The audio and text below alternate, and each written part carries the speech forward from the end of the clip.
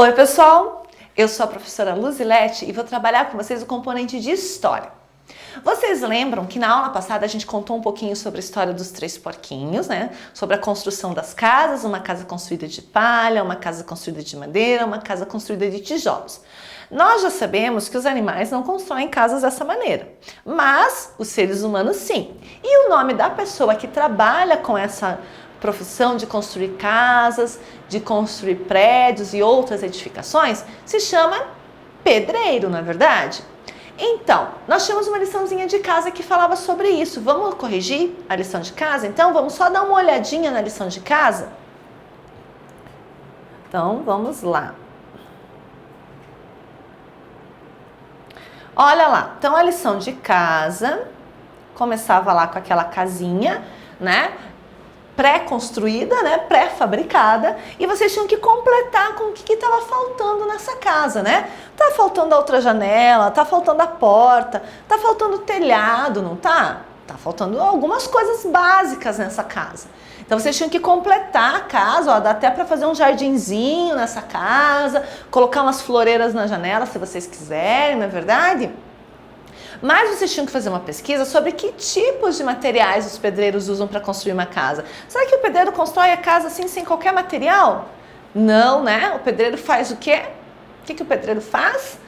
Ele precisa de equipamentos, né? E esses equipamentos ele vai usar. E aí a gente vai ter lá, né, a espátula do pedreiro, a gente vai ter o quê? O metro, a trena que ele usa, né? Ele usa aquele outro equipamento que faz com que a parede não fique torta, né? Eu imagino que vocês devem ter pesquisado aí e descoberto muitos instrumentos que o pedreiro usa que vocês nem sabiam. Usa martelo, né? Usa muito martelo, usa marreta, às vezes precisa derrubar alguma coisa, não é? Então, que bacana, que bom que vocês fizeram essa pesquisa e descobriram sobre esses equipamentos de trabalho desta profissão. E ali embaixo, vocês tinham que ajudar o pedreiro a chegar no martelo, lembrando, né, gente, o quê? Que o pedreiro ele não vai poder pular obstáculo, né? Então ele vai ter que entrar por aqui. Aí ele vai descer, mas se ele descer aqui, ele vai chegar em algum lugar? Não, né? Então o pedreiro vai ter que entrar por onde, gente? Por onde que deixa eu ver se tem uma outra entrada aqui. Ah, tem outra entrada aqui, ó. Em vez do pedreiro entrar por aqui, ó, vai entrar por aqui. Vem até aqui. Vem até aqui, deixa eu subir um pouquinho. E agora, vem até aqui, passa por aqui, passa por aqui, passa por aqui, passa por aqui e chega no martelo, né? Lembrando que o pedreiro não pula obstáculo, ele tem que encontrar sempre as partes abertas, tá certo? Então vamos voltar lá para o nosso livro e hoje a gente vai falar um pouquinho então sobre esses instrumentos de trabalho ao longo do tempo. Porque nós sabemos que na história da humanidade existiam momentos em que o homem não tinha instrumento algum, não é verdade? Depois que ele descobriu o fogo, é que ele começou a construir, depois que ele descobriu como fazer o fogo, né? Ele começou a construir equipamentos com pedra, né? Com o que ele tinha. Pensa o homem pré-histórico, não é verdade? Só que será que o primeiro instrumento cortante que ele criou, né? Que seria, entre aspas, uma primeira faca, será que é igual à faca que nós temos hoje? Será? Pode ter a mesma função, mas será que era do mesmo material? Será que ela tinha o mesmo tamanho? Será que ela tinha o mesmo peso?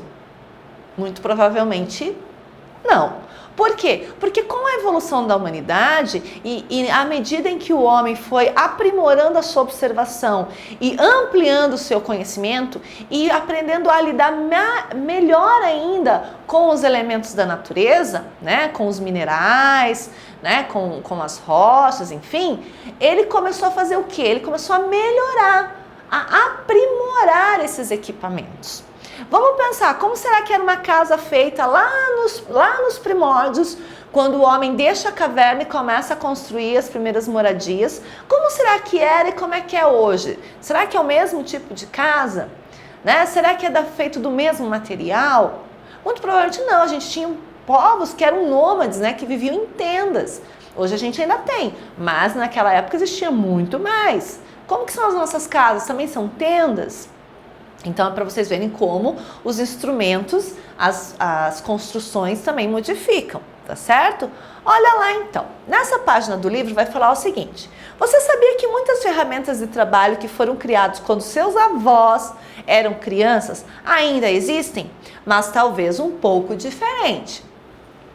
As ferramentas de trabalho sofrem alterações e vão sendo aperfeiçoados pelos seres humanos com o passar do tempo. Quer um exemplo? Então ele vai dar exemplo aqui, ó. Olha lá, ó.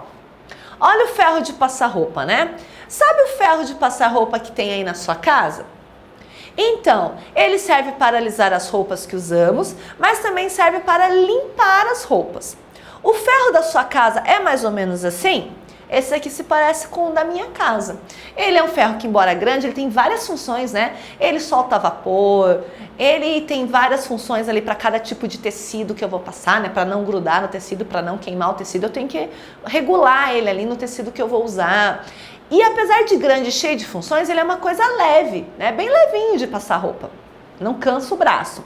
Mas olha antigamente. Ó, vamos olhar um ferro de antigamente. Você sabia que os ferros de passar roupa já foram assim? Eles usavam carvão quente para alisar os tecidos das roupas, o mesmo carvão que as pessoas usam nas churrasqueiras para fazer churrasco. É isso mesmo, gente. Como que as pessoas faziam? Hoje em dia eu ligo meu ferro lá na tomada, né? E não preciso me preocupar com mais nada. Mas naquela época as pessoas tinham muito fogão e o fogão era a lenha, não era esse fogão que a gente tem a gás ou elétrico, né? Ele era a lenha. Então, o que as pessoas faziam? As pessoas abriam essa tampinha abre, né? Abria a tampinha e pegava aquela lenha que estava lá no fogão bem quente, colocava aqui, dava uma sopradinha para não sair fuligem na roupa e ó, dá-lhe passar roupa. Só que esse ferro de passar roupa já está dizendo, né? Ferro. Ele era feito de ferro maciço. Pensa como era pesado. Será que era fácil passar roupa naquela época? Com um ferro desse tamanho? Duas coisas, né? Primeiro, o peso e segundo, o risco de sujar a roupa, porque era feito com carvão, né? Com a brasa lá que estava queimando lá no fogão a lenha. Então vejam só que trabalheira que era. Olha lá. Isso aconteceu no tempo em que seus avós nem eram nascidos. Só tinha um problema. Quando as pessoas iam passar a roupa, às vezes caíam pedaços de carvão na roupa. E então as roupas ficavam com furinhos de queimadas. Quer dizer, então além de sujas, elas acabavam queimando, né? Contudo, muito tempo antes de existir os ferros cheios de carvão, você sabia que os chineses usavam panelas quentes para alisar a roupa? Não eram como as panelas de hoje, mas na falta de um ferro, algumas pessoas ainda passam as suas roupas com as panelas quentes. Porque na verdade, se você for pensar, a panela tem aquela base lisa, não é verdade? Você esquenta e vai fazer a mesma função que o ferro. Mas aí você vai ter que estar lá aquecendo o tempo todo a panela e tomando cuidado também para não queimar o fundo da panela, para não sujar a roupa que você está passando, não é verdade? Mas eu acho que a gente nem precisa fazer tudo isso, porque hoje em dia com o ferro elétrico tudo é muito mais fácil. Na verdade, esse daqui nós vamos fazer para casa, depois eu vou explicar. Vamos então para a próxima página. Então vamos lá, né?